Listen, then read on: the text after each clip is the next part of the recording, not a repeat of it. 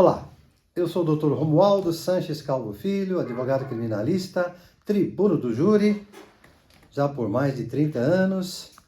E hoje vamos falar mais um pouquinho sobre alguns temas sobre o Tribunal do Júri que tem o maior relevo na atuação perante o plenário de julgamento, tá? Então são temas aí muito ricos, importantes, cruciais mesmo, para o colega que deseja atuar ou que já esteja atuando, porém, que aí se aprimorar, ter uma dica, enfim, né? De como melhor ter uma atuação profícua, né? Mais assim, contundente no plenário de júri. E como nós temos feito, semanalmente a gente lança sempre um vídeo diferente, um vídeo tratando de um tema que versa, claro, sobre o Tribunal do Júri. E hoje, como não poderia deixar de ser, nós vamos falar um pouquinho da segunda fase do Tribunal do Júri.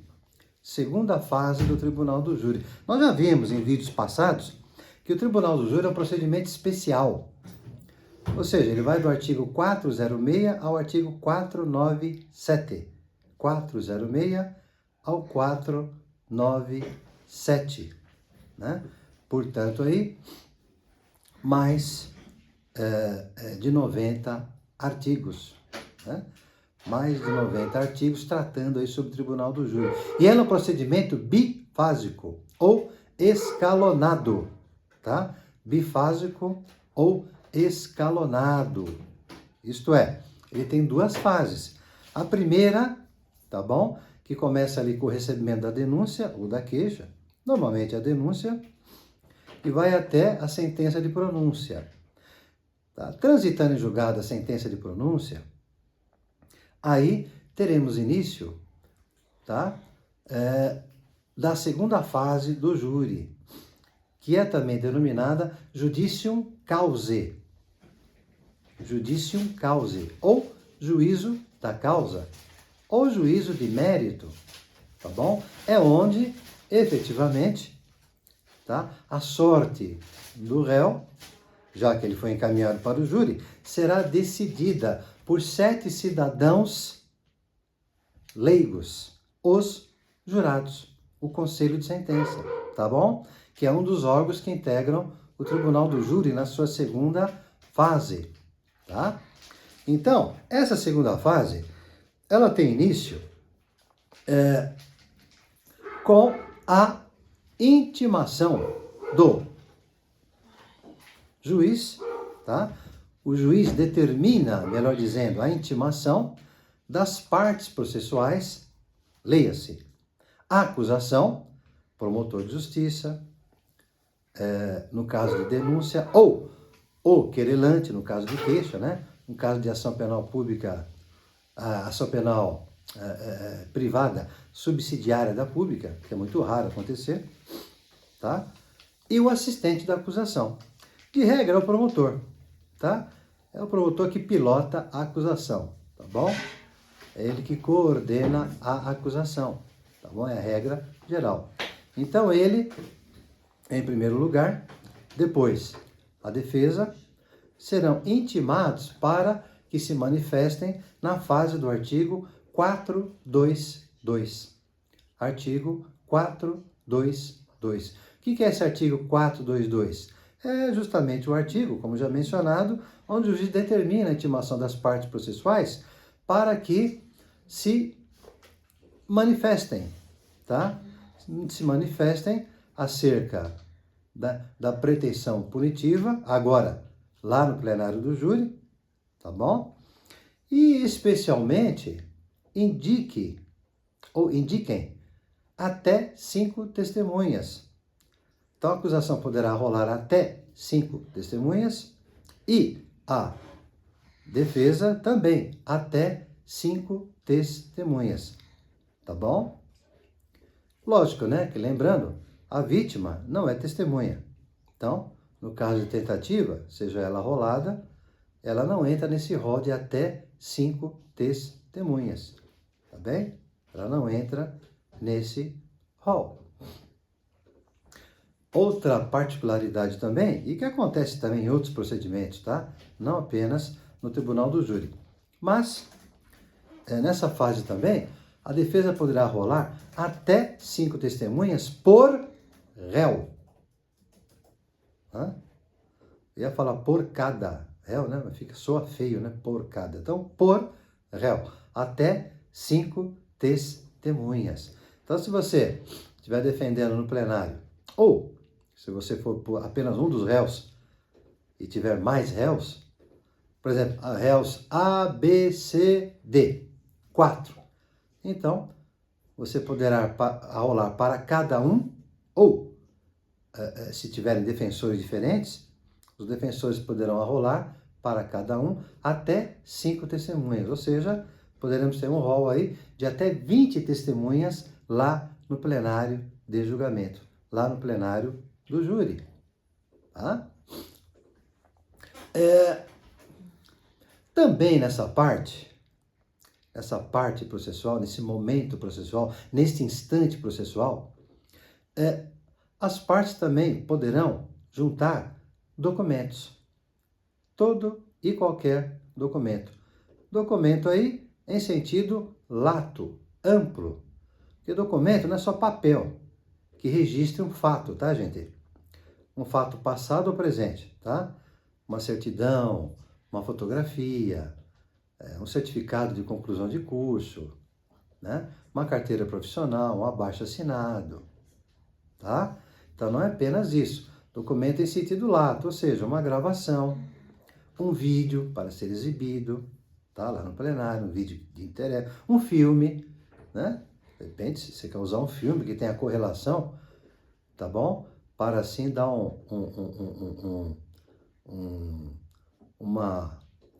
uma credibilidade ainda maior à sua tese defensiva, como eu já fiz certa feita no júri, tá bom? Então, documento em sentido lato, gravações, vídeos de filmes, reportagens, sem nenhum problema. É nessa fase que você pode juntar, tá bom? E se eu esquecer de juntar nessa fase do 422? Documentos, tá bom? Você pode juntar não somente nesta fase do artigo 422, mas também, conforme o artigo 479 do CPP, 479 do Código de Processo Penal, você pode juntar, tá bom? Com antecedência de pelo menos 3 dias úteis antes do julgamento. Notem, 3 dias úteis anteriores à data do julgamento, tá bom? A data do julgamento. Então, se o júri vai acontecer, por exemplo, um exemplo, tá? Na sexta-feira de uma semana qualquer, uma sexta-feira, tá? Então, você tem que voltar. Então, quinta, depois quarta, terça, você tem que juntar no máximo até segunda-feira, que é prazo processual. Então, você junta na segunda, exclui o dia do começo, aí começa na terça. Terça, quarta, quinta, porque o júri acontece na sexta. Tome cuidado com esses prazos processuais. Mesmo assim, se não tiver feriado ao longo da semana, né? Se tiver feriado também, você tem que computar esse dia aí e, portanto, juntar antes, tá bom? Então, você pode juntar, se você perder ou não tiver o documento, ou estrategicamente você não quiser juntar na fase do artigo 422 do documento, você poderá fazê-lo em até 3 dias úteis antes do plenário, tá? 3 dias úteis antes do plenário. Você também pode requerer diligências nesse artigo 422. Diligências. Toda e qualquer diligência que, de uma forma direta ou indireta, possa ajudar, auxiliar a reforçar a tese ou teses defensivas. Então, você pode pedir, como diligência, a expedição de ofício para algum órgão público, para requerer algum documento importante, né? Ou seja, aquilo que não dá para a parte processual fazer, a acusação e a defesa, né, que depender de um impulso oficial do juiz, aí nessa fase do artigo 422, você poderá requerer essa diligência, né? Por exemplo, a simulação dos fatos, né? A reconstituição dos fatos, você pode pedir no artigo 422, não é mesmo? Você pode requerer aí um exame de confronto balístico entre o projétil apreendido e o projétil que foi encontrado no corpo da vítima, às vezes não foi feito. Um exame de DNA, para ver se aquele sangue na cena do crime realmente era do cliente. Então, várias diligências poderão ser requeridas, toda e qualquer diligência, desde que não atentem contra a moral e os bons costumes, não é mesmo? Você poderá requerer, tá? Então, recapitulando, nesta fase a gente utiliza muito o 422, primeiro, para indicar testemunhas, para juntar documentos e também para requerer diligências. E quanto ao mérito? E quanto ao mérito, né? A questão de fundo, se é culpado, se é inocente, enfim. Olha, não é o momento adequado para isso. Não é o momento adequado para você ficar debatendo tese ou teses defensivas no plenário, nessa fase do 422.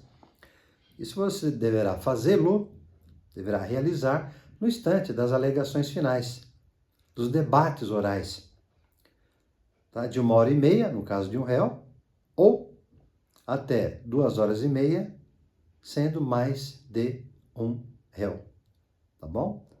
Então, nas alegações finais orais, no plenário, é que você deverá concentrar os seus melhores argumentos, os seus argumentos mais caros em prol do seu cliente, do réu, tá? Então, nessa fase aí, do 422, a gente não entra muito em minúcias, em detalhes, se agiu ou não em legítima defesa, se se trata de crime doloso contra a vida ou não, se é crime culposo, se o réu não estava na cena do crime, não foi ele. Isso daí, sinceramente, de nada vai adiantar, francamente. Não tem nenhuma utilidade, tá bom? Então a gente é bem genérico.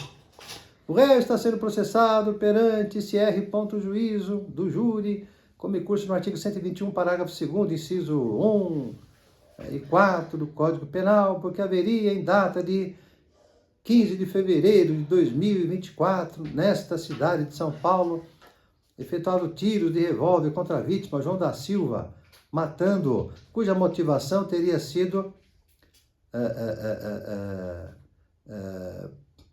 por vingança e também na forma de surpresa, na maneira de surpresa. Ponto. Parágrafo. Os fatos não são verdadeiros. O que será melhormente discutido durante os debates.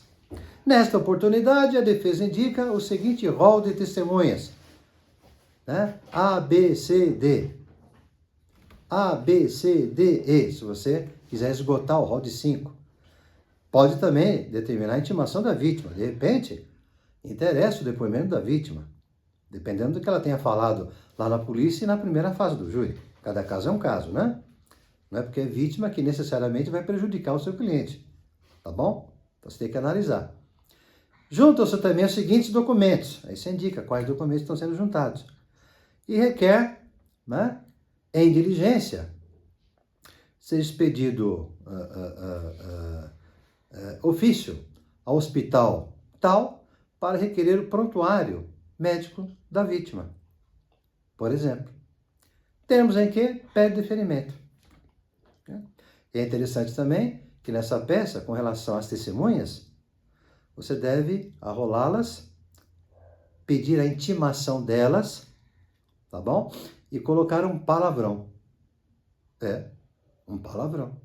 Qual que é o palavrão? Vou colocar assim. Em caráter imprescindível. Vou repetir. Arrolo a testemunha João da Silva, RG tal, residente à rua tal, número tal, bairro tal, nessa cidade, em caráter imprescindível. Porque se você não colocar isso, e a testemunha no dia, seja lá por qual motivo for, justo ou injusto, não importa, deixar de comparecer, você perderá a oportunidade de ouvir essa testemunha, uma vez que você não poderá insistir no seu depoimento. Daí então essa cautela, essa dica aí importantíssima, tá? Tem que colocar o palavrão, em caráter imprescindível, ok? Gente, espero aí ter passado o substrato desse momento importante na segunda fase do júri, que inaugura a segunda fase do júri, que é a fase do artigo 422, tá bom? E no próximo vídeo a gente vai abordar outros temas de interesse, tá bom? Fico por aqui, lembrando que temos aqui um segmento muito importante no nosso escritório, que se denomina Mentoria no Tribunal do Júri, que tem por objetivo prestar assessoria e parceria a todos os colegas advogados e advogadas do Brasil, no tocante a casos concretos, processos reais, tá? Que o colega tem no seu escritório sobre crime doloso contra a vida, sobre o Tribunal do Júri. Mas o colega nunca fez júri, ainda não tem aquela confiança, não tem aquela segurança, não pode perder o cliente, tá bom? Mas também tem que ser responsável, né, no patrocínio da causa. Afinal de contas, está em jogo a liberdade do cliente. Assim sendo, tá, a gente poderá prestar-lhe essa consultoria ou mesmo parceria. Saiba mais sobre isso, entre em contato agora mesmo com a gente, tá bom? Um abraço a todos e até a próxima. Obrigado.